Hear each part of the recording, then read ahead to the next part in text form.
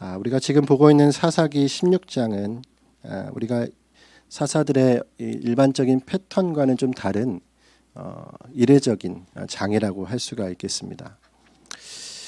바로 이 사사기의 일대기를 이제 우리 사사들의 일대기를 좀 축약해서 생각해 보았을 때에 사사기 일대기가 추격되어진 코멘트가 늘 등장하는 것을 우리가 사사기에 보면 볼 수가 있어요. 오늘 새벽에도 얘기했는데 사사들의 이야기가 마칠 때는 어떤 패턴이 있느냐?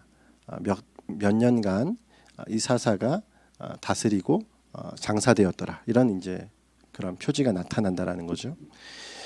그래서 일반적으로 그 사사가 마무리되었을 그때에 이 코멘트가 나오고 그 다음에 사사의 일따기는 그대로 맞춰지고 다음 사사의 때로 넘어가는 것이 지금까지 우리가 보았던 말씀의 패턴이었습니다. 근데 우리가 보면 아시겠지만 15장 마지막 절에 이미 그 패턴이 나왔어요.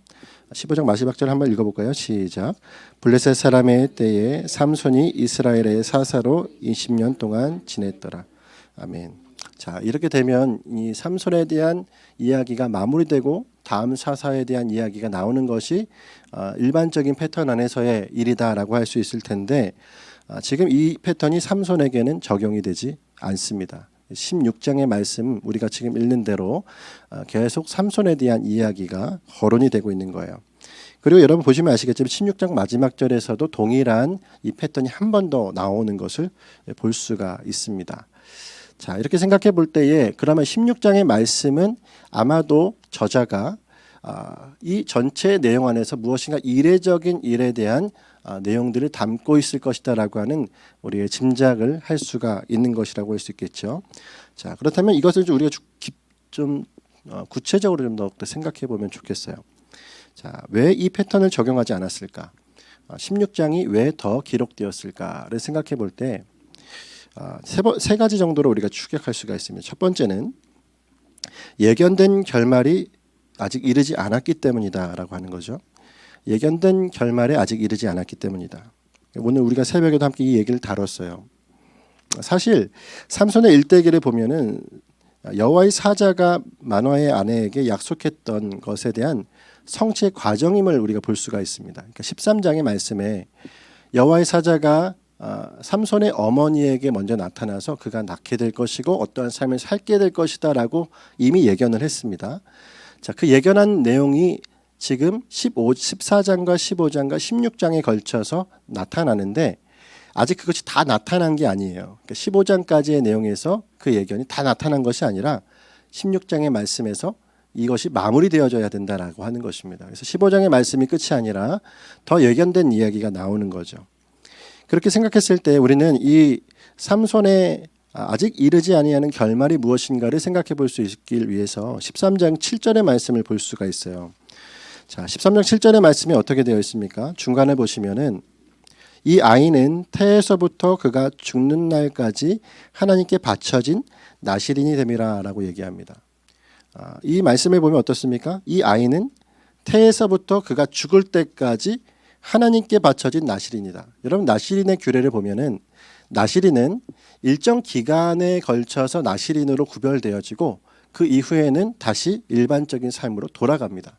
그러니까 나실인으로서의 규례를 생각해 보았을 때에 사실 나실인이 죽을 때까지 나실인이다라는 이 일은 우리가 매우 이례적인 일이다라는 것을 볼 수가 있는 거죠. 그렇기 때문에 엄밀히 말해서 우리가 이 나실인의 삶을 정리해 보면은 삼손은 나실인으로 죽을 것에 대한 이례적인 어떤 사건이 발생할 것이다라는 것을 암묵적으로 이 말씀이 설명해주고 있는 것이죠.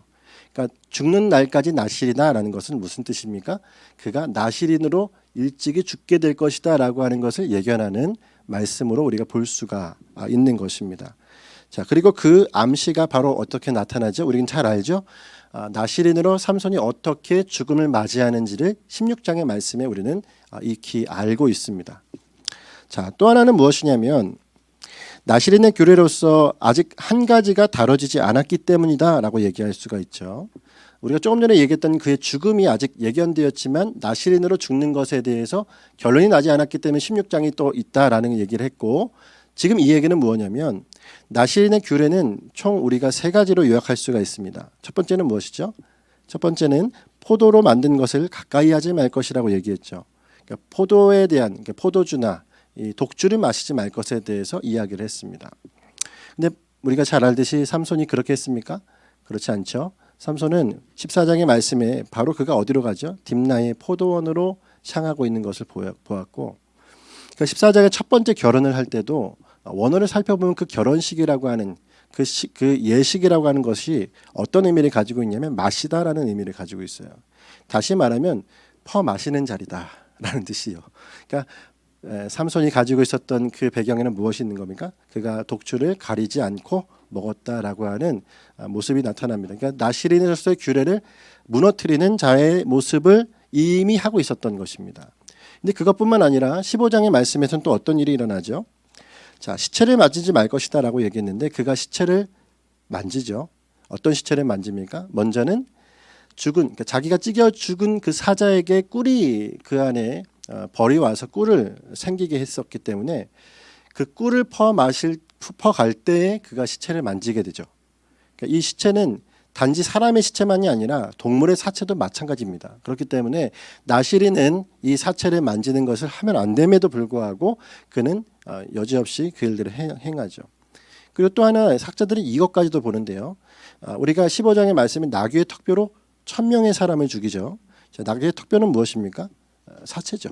예, 이것도 역시나 마찬가지로 삼손이 무분별하게 이 모든 것들을 이용했다라는 것으로 우리가 귀결되어지고, 또한 그가 사사로서 해야 될 역할 중에 결국 블레셋을 처단해야 되는 것이기 때문에 우리가 이것도 어느 편에서 보았을 때는 맞는지 모르겠지만 1000명의 사람들을 그가 죽이는 일들, 그러니까 사체를 만드는 일에 대해서도 그가 자신의 모습 안에서 나시린으로서의 규례를 어긴 것과 같다라고 학자들은 보기도 한다라는 것입니다. 자, 이렇게 우리가 나시린의 규례의 두 가지를 어겼다라면 이제 그에게 남은 한 가지가 무엇입니까? 삭도를 머리에 대지 말라고 한 그 예언이죠. 그 말씀이죠. 규례죠. 그 규례가 언제 어겨지죠? 우리는 잘 알듯이 들릴라를 통하여서 그 머리가 잘림으로 어겨진다라는 것입니다. 그것이 이제 16장의 말씀이에요. 그러니까 15장의 말씀으로 결론이 되어질 것처럼 보여지지만 그렇지 아니하고 16장에 더 이어지는 이유는 이 두 가지의 나시린으로서의 모습 안에서 나타나는 이유가 있다라는 것이죠. 그리고 또 하나는 무엇이냐면 아직 삼손의 극적인 변화가 보여지지 않았기 때문이다라고 할 수가 있어요. 자, 우리가 이미 13장의 말씀에서 그는 매우 극적인 장면을 먼저 연출을 했습니다. 왜요? 13장의 말씀과 14장의 말씀으로 넘어갈 때에 13장의 말씀에서 부모의 기대는 어땠습니까? 삼손 마노아와 마노아의 아내의 기대는 매우 컸어요. 기대치가 아주 높았습니다. 왜요? 여호와의 사자가 와서 아이가 잉태될 것을 이야기했기 때문에, 그리고 그가 태어나고 나서도 그가 하나님 앞에 은혜를 얻고 또한 그가 성령의 함께하심을 잇는 그러니까 특별함이 그에게 있었기 때문에 당연히 그 부모는 삼손에 대한 기대치가 한껏 높아지겠죠. 우리 지난주 수요일에 보았던 이야기입니다. 근데 그런 기대치가 높음과 다르게 그는 어떤 모습이었습니까? 14장에 갔더니 정반대의 모습인 거예요.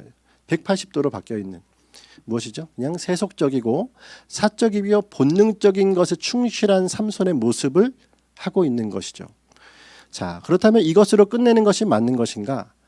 말씀은 그것으로 끝내기를 원치 않습니다. 왜요? 삼손에 대한 특별함을 이미 고지했기 때문에 그 특별함에 대해서 하나님은 어떻게 성취하셔야 될 이유가 충분하죠. 그렇기 때문에 여러분 14장과 15장의 말씀은 그의 이 땅에서의 타락한 모습을 그대로 연출하지만 16장의 말씀에서 어떻게 그것이 바뀝니까? 16장의 말씀에서 가장 어두운 그 시점에서 그는 극적으로 하나님의 영광을 나타내는 일에 사용이 되어집니다. 물론 그 극적인 시간이 매우 처절한 때의 변화이고 너무 늦은 때의 변화이기 때문에 그가 결국 죽음까지도 이르게 되어지는 일들이 마땅하지만 그 마지막에 있는 그 시점에서 결국 그 주님 앞에 가장 어둠이 깃들어진 곳에서 가장 빛을 발하는 모습을 나타내는 것이 이 16장에 나타나는 극적인 변화다라는 사실이에요. 여러분, 이 16장은 이 사사기의 절정이기도 합니다. 전체 사사기 안에서 가장 어두워진 때에 우리로서 할 수 없는 가장 불가능한 그때에 무엇을 하죠? 하나님이 그를 통하여 하나님이 나타내시는 은혜가 있게 한다라는 사실입니다. 무엇보다 하나님이 그동안은 14장과 15장의 말씀에서는 스스로 일하시는 하나님이셨어요. 삼손은 절대로 사사로서의 어떤 모습을 보인 적이 없습니다. 그가 이미 나시린의 교례를 너무 하찮게 여기고 있는 모습 안에서 알 수가 있잖아요. 근데 여러분 16장의 말씀에서 그의 마지막이 어떻습니까? 그가 하나님과 같은 마음으로 일어나고 있는 모습을 우리는 결국에 보게 된다는 거죠. 이것이 우리 가운데 큰 은혜입니다. 그래서 그러므로 여러분 16장의 말씀은 그런 의미에서 매우 핵심적인 내용이라고 얘기를 할 수가 있는 거예요. 자, 그런 의미에서 보았을 때 이 16장의 말씀에 지금 우리가 바라보고 있는, 우리 함께 보는 이 말씀의 시점은 어떻습니까? 아까 우리가 얘기했던 것처럼 가장 어두운 때를 생각해 보지 않을 수 없어요.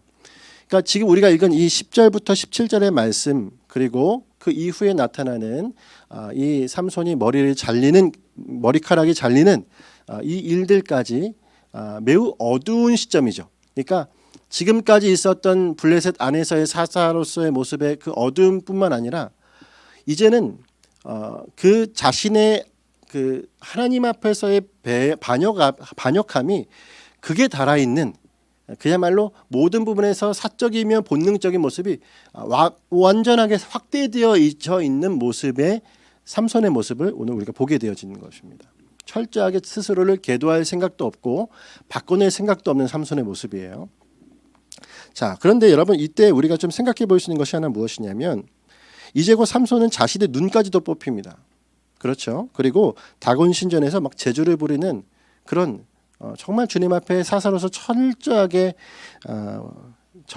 이 제주를 부리는 신세로 전락해버리는 모습을 우리가 이제 보게 될 거예요. 자, 우리는 이것이 하나님의 관점으로 한번 생각해 보면 더 이상 빛이 보이지 않는 이스라엘의, 여러분 그나마 사사로서 삼손을 우리는 어떤 모습으로 보아야 합니까? 빛으로서의 역할을 감당해야 될 자로 보아야 하는 것이 마땅하죠. 그래서 우리는 그런 모습 안에서 사실 스스로 빛으로 역할을 하지 못하니 성령께서 수시로 임하셔서 그 빛의 역할을 대신하였을지라도 삼손에게는 그래도 빛이라고 하는 상징적인 의미들이 담겨져 있는 것을 우리가 봅니다. 그래서 삼손의 이름이 무엇이죠? 삼손의 이름이 작은 태양이라는 뜻을 가지고 있는 거예요. 물론 어머니의 의도에서 그에게 기대치에 부합하는 작은 태양이라고 얘기할 수도 있겠지만 작은 태양이라는 의미가 그에게 있었습니다. 빛이라는 의미와 같죠.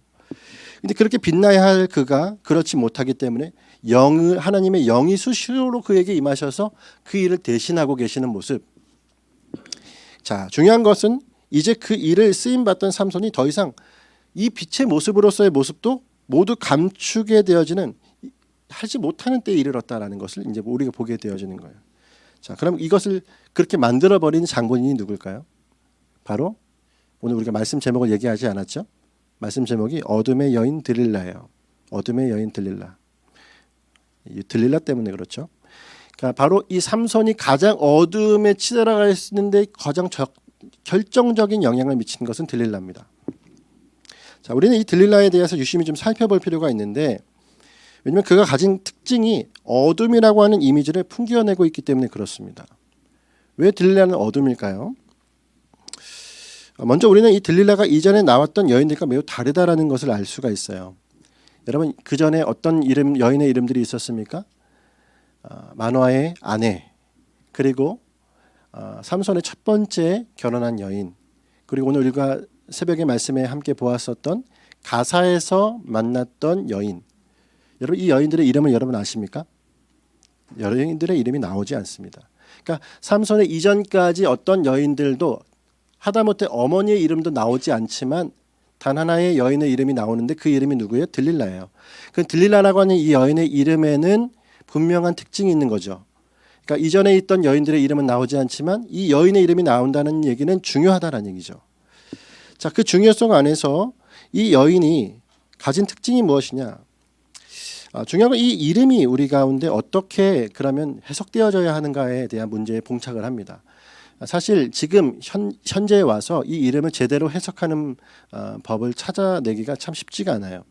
우리가 여러 묵상집을 보시면은 묵상집에는 아마 매달아둔 먹이라는 뜻으로 아마 거기에 쓰였을 겁니다. 이것도 정확한 것이 아니고, 그리고 어떤 학자들은 음탕케 하는 자라는 뜻을 가졌다라고도 얘기합니다. 이것도 사실 적당한지 확인할 길은 없어요. 왜냐하면 그 어원이 무엇인지를 밝힐 수가 지금 현재는 없기 때문에 그렇습니다. 여러분 이것에 대해서 우리가 왜 어둠으로 우리가 특징 지을 수 있느냐라고 했을 때 문해적인 또는 문학적인 측면에서의 이야기를 하고 있는 우리가 지난 시간에도 얘기했던 이 구약학계 김지찬 교수님의 책을 보면 이 책에서 이렇게 얘기를 해요. 이 원어에 대한 부분은 우리가 알 수 없지만 음성적인 부분에서 이것에 대해서 우리가 생각해 볼 만한 것이 있다라는 거예요. 왜냐하면 이 들릴라라고 하는 것에 대한 음성적인 부분에서는 어떤 거냐면 드라고 하는 지시 대명사와 그리고 라엘라라고 하는 밤이라고 하는 뜻을 가진 이것이 결합되었다라고 하는 거죠. 그러니까 드 라엘라. 그러니까 이걸 합치면 뭐예요? 들릴라예요. 그러니까 들릴라는 들릴라입니다. 그러니까 들릴라라는 것이 무엇이냐? 바로 밤이라고 하는 뜻이다라는 거예요. 그렇게 생각했을 때에 우리는 이 이름이 가지고 있는 밤이라고 하는 것에 대한 해석도 가능하다라고 학자들이 이야기한다라는 거죠. 종합해 보면은 작은 태양인 삼손에게 누가 온 겁니까? 밤의 여인이 찾아온 것이다라고 하는 거예요. 어떤 얘기인지 이해가 되시나요? 그러니까 우리가 이런 부분에서 생각해 보았을 때 사실 이 사사기 전체 안에 있는 문학적인 중요도가 있기 때문에 이러한 부분에서 우리가 충분히 생각할 수 있는 부분이 있습니다. 모든 성경을 다 이렇게 볼 수는 없어요. 근데 사사기 안에 있는 문해적인 측면에서 우리가 지금까지 보았던 부분 안에서 생각해 볼 때 이러한 측면들도 무시할 수 없다라는 거예요. 그래서 여러분 우리가 이 시점에서 가장 어둠이 짙은 시점이라고 얘기하는 이유가 무엇입니까? 삼손에게 가장 가까운 곳에 어둠의 여인이 그러니까 그 밤이라고 칭해지는 여인이 함께하고 있다라는 것이 무엇이죠?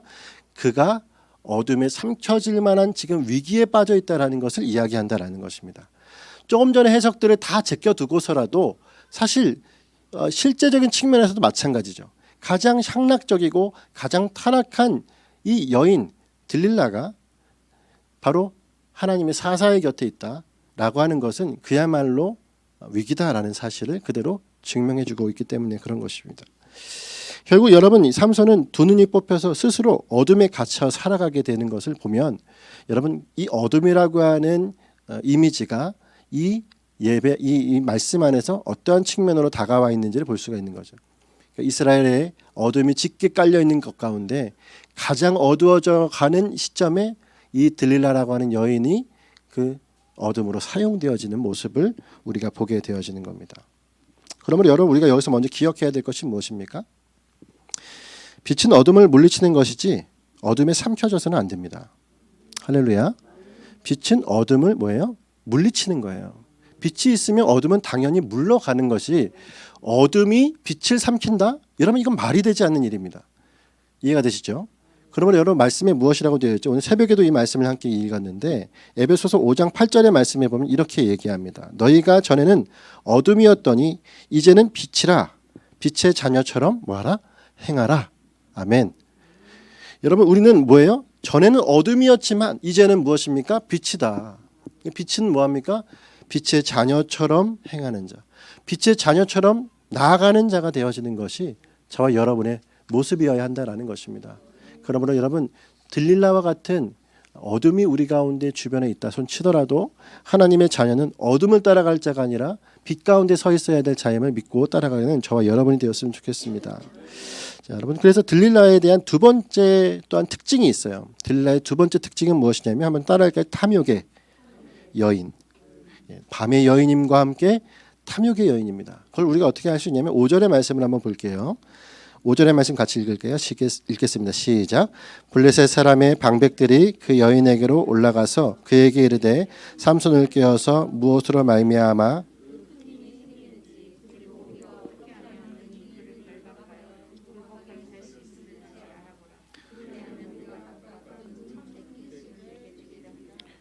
아멘.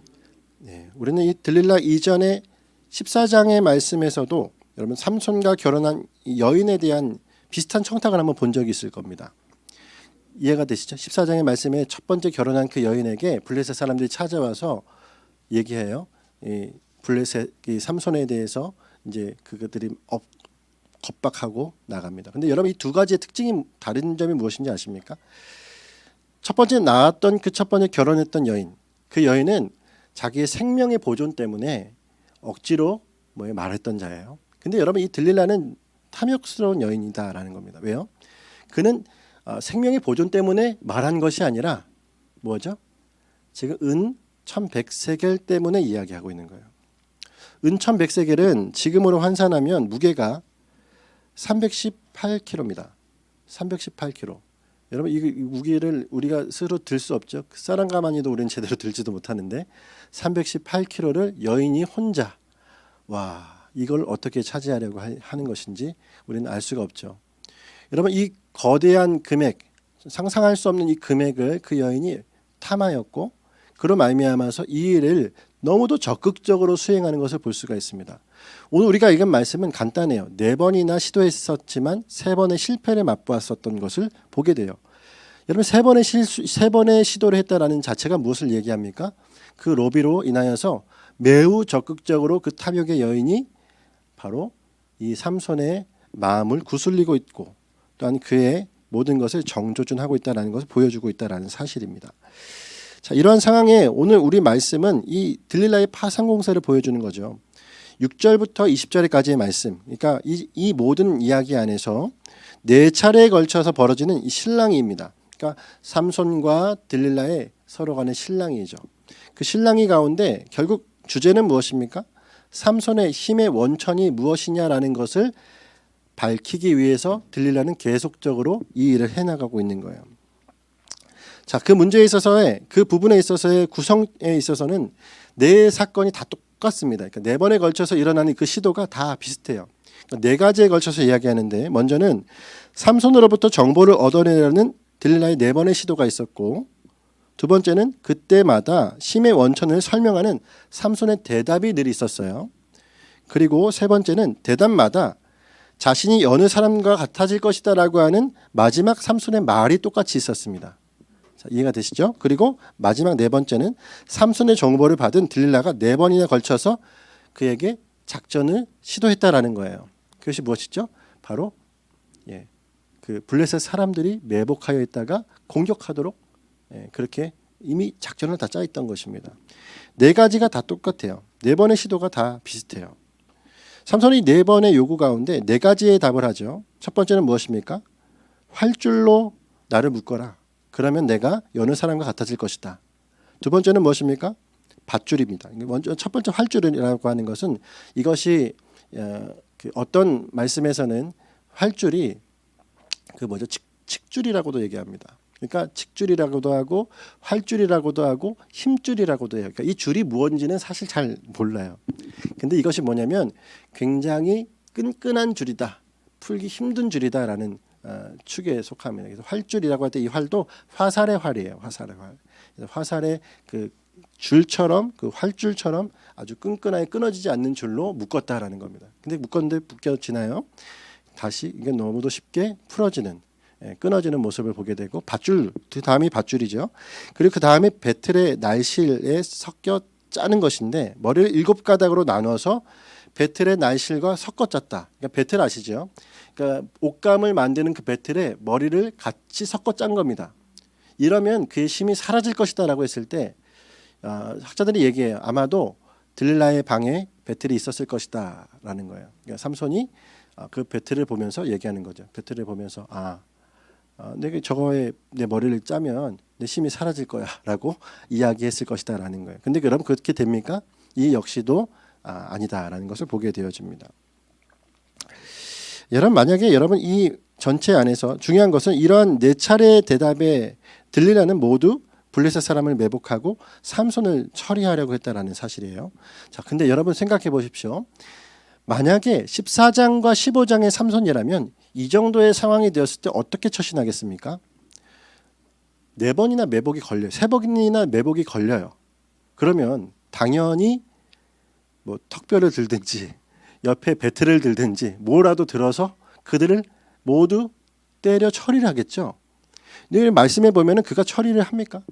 아니요. 블레셋 사람들을 처리하지 않는 것을 볼 수가 있어요. 이것이 매우 중요한데 왜 그러냐면 삼손이 어찌된 일인지 전혀 신경을 쓰지 않는 모습이다라는 거예요. 이게 다시 스스로를 어둠에 두고자 했기 때문이다라고 우리는 생각해 볼 수가 있습니다. 그러니까 삼손이 이전에도 한번 그랬죠. 자신이 어땠습니까? 블레셋과 공존할 수 있다라고 착각했어요. 사사이지만 자신은 블레셋의 예식으로 결혼식을 올릴 정도로 블레셋과 동화된 삶이 가능하다라고 여겼던 자예요. 근데 여러분, 이 여기에서도 마찬가지입니다. 블레셋 사람들이 4번이 3번이나 왜곡하고 있었음에도 불구하고 그들을 처리하지 않았다. 그것은 단적으로 무엇을 보여주냐면 그 스스로가 그들과 공존할 수 있다라는 것으로 희망했다라는 것을 보여주는 것이죠. 왜 그럴까요? 그 결정적인 증거가 4절의 말씀에 있어요. 4절의 말씀. 4절의 말씀 같이 한번 읽어볼까요? 시작. 이후에 삼손이 소렉 골짜기에 들릴라라 이름하는 여인을 사랑하며. 아멘. 말씀해 보니까 삼손은 여러 가지 거쳐간 여인들이 많죠. 그 여인들에게 사랑한다라는 이야기를 쓴 적이 한 번도 없습니다. 근데 이 말씀에서는 그가 애정을 표현하지, 사랑을 표현합니다. 자, 이 사랑이라고 하는 것이 삼손을 어떤 지금 마음 상태로 바꿔져 있는지를 전적으로 보여주는 거예요. 그러니까 그가 감정적인 애착 관계에 이미 들어가 있다라는 것을 보여주는 겁니다. 그러니까 이전까지는 어떻습니까? 자기의 심정이, 그러니까 꼭지가 틀어지면 언제든지 그들에게 턱뼈를 들이댈 수 있는 자였지만, 이 말씀에서의 지금 삼손의 모습은 뭐예요? 여인에게 푹 빠졌는데 너무도 푹 빠진 나머지 다시 어떤 마음이 올라오는 거예요? 블레셋과 나는 같이 살 수도 있다라는 거예요. 그 지경입니다. 그렇기 때문에 여인이 어떤 일을 해도 어떤 수를 써서도 그는 결코 그것에 대해서 시정하려 들지 않아요. 바꾸려 들지 않는다라는 거죠. 그러니까 삼손의 감정의 적인 애착의 관계가 이렇게 뚜렷해 보이는 모습을 우리가 보여주는 겁니다. 우리는 이것이 단지 그냥 정욕이나 유혹에 대한 경고로만 생각할 수 없어요. 그래서 이 삼손과 들릴라의 관계에 대한 부분을 우리가 이전에 우리 아이들이 삼손의 이야기를 들을 때, 그리고 우리가 적용할 때 단순하게 정욕이나 유혹에 대한 관점에서 생각하는 경우가 많잖아요. 근데 이것을 단지 그렇게 볼 수 없는 부분은 무엇입니까?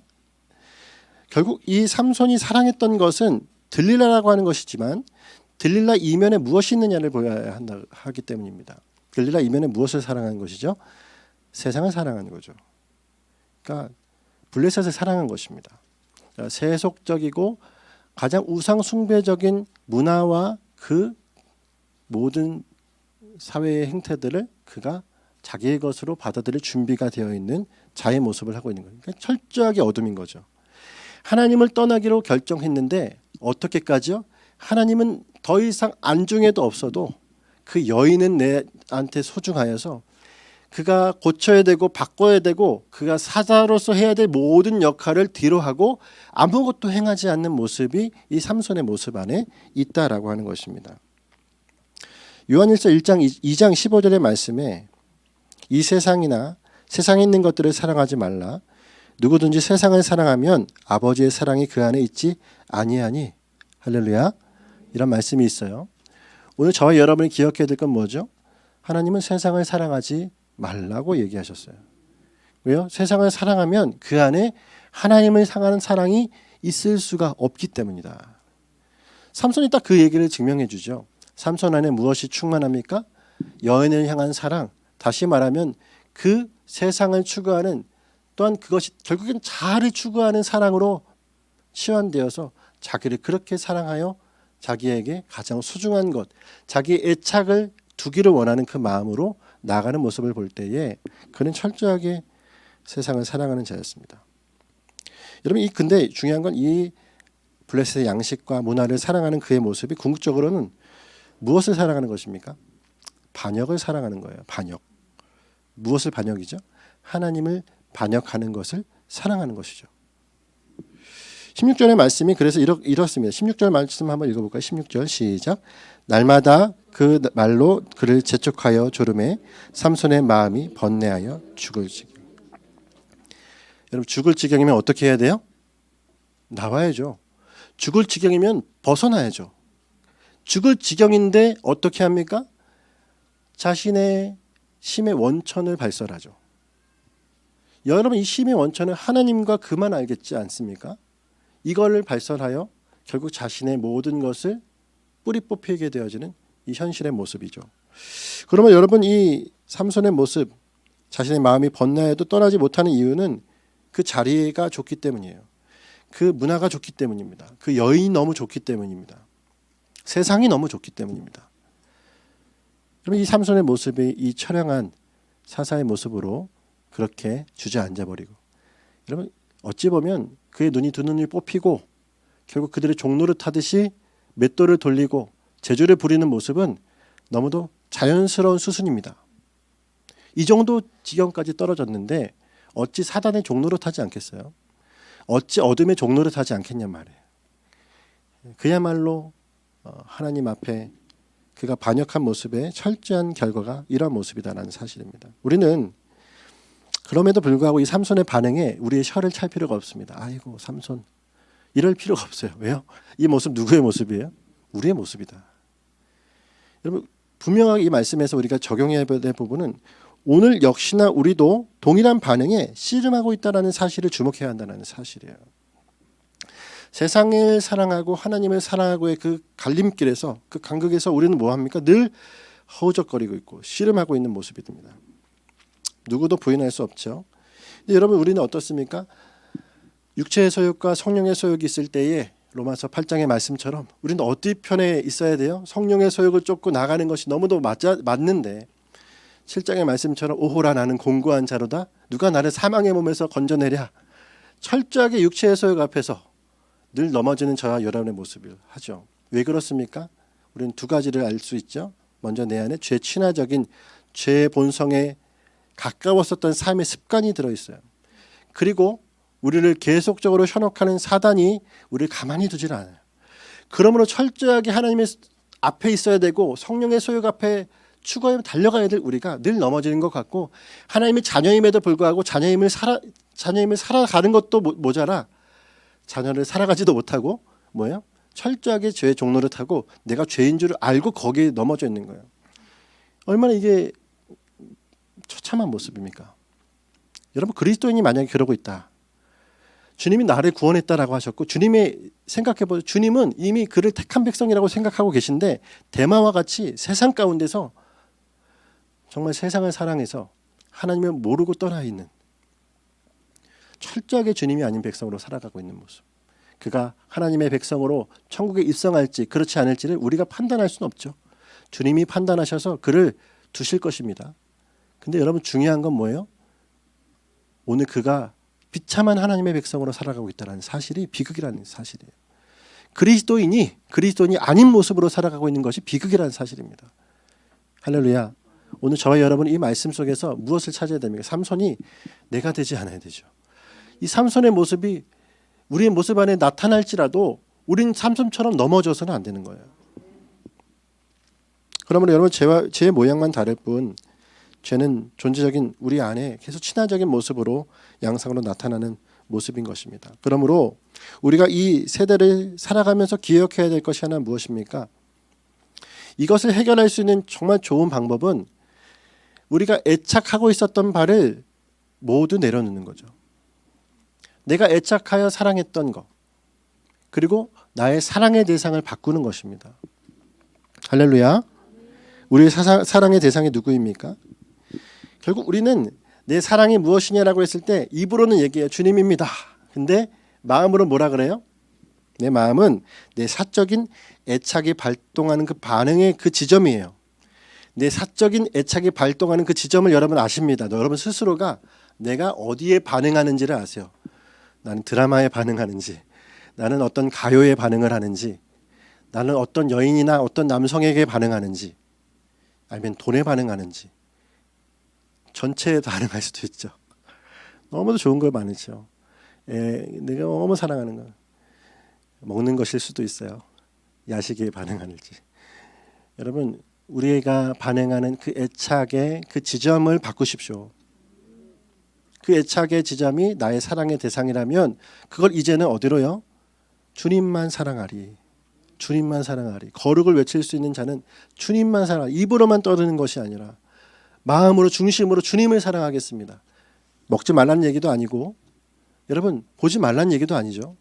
가려서 보겠고 가려서 먹겠지만 여러분 결국 그 모든 것이, 나의 모든 삶이 하나님으로 결론이 되어지고 중심이 주님만을 향하여 나가도록 하는 나의 모든 머리와 가슴의 방향이 정해져야 합니다.